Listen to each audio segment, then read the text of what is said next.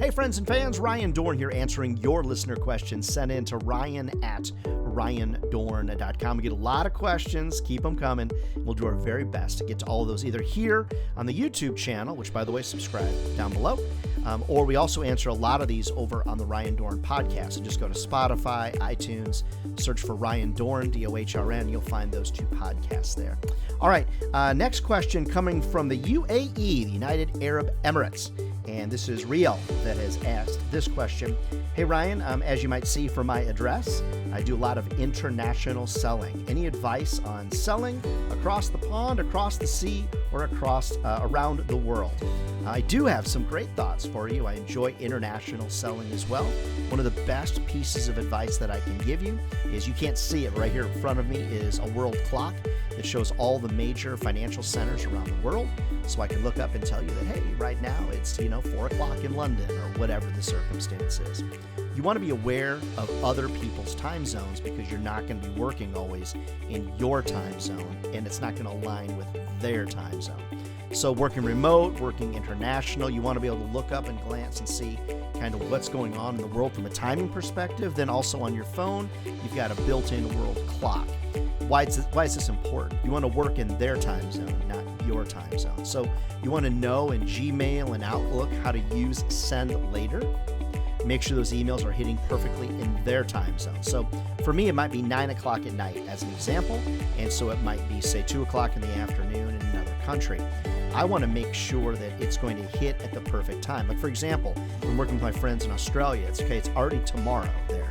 Well, I want to look and make sure, using my world clock, that I choose send later, so it hits them at 11 o'clock in the morning and not 11 o'clock at night. So just being aware of that.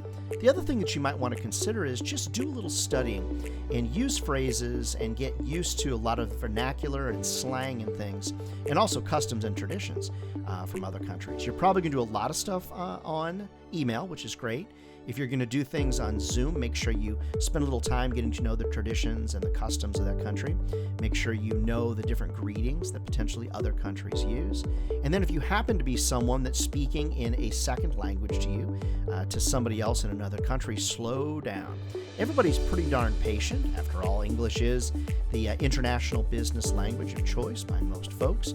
But most people working internationally have a lot of patience for those of us that are selling internationally, as long as we're respectful of their customs, their traditions, as well as their time zones. Then also just understand that certain countries like to negotiate more than others. Certain countries want you to be a lot more quick in your responses. And so just spend a little time understanding the customs and traditions of the other countries that you're going to be working in as well. Last thing for you, make a lot of notes in your CRM. I mean, different notes on how people respond to things, those types of things. Recognize, friends, that selling internationally is a tremendous amount of fun.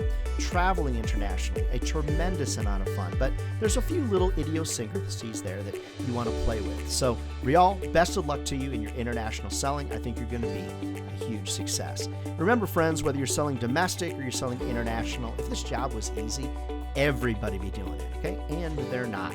So friends, this is a great career. It'll feed your family for a lifetime. If you're going to be selling international, dig in, learn quite a bit, and enjoy that international selling process. All right, if I can be of help to you, to your team, speak at your national sales meeting, even in the UAE, Rhiyal, I'm happy to come down to the United Arab Emirates and speak to you there as well. Reach out to me over at ryandohrn.com. All right, friends, we'll see you next week.